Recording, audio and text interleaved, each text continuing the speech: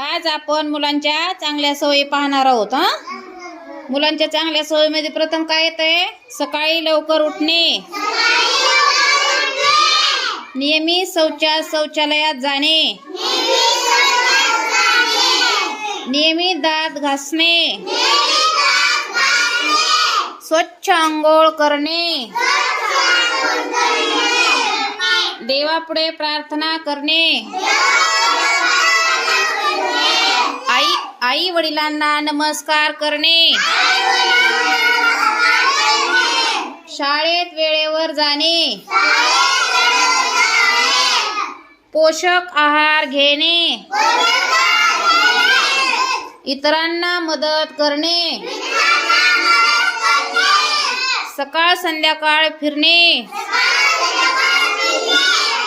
खेळात सहभागी होणे,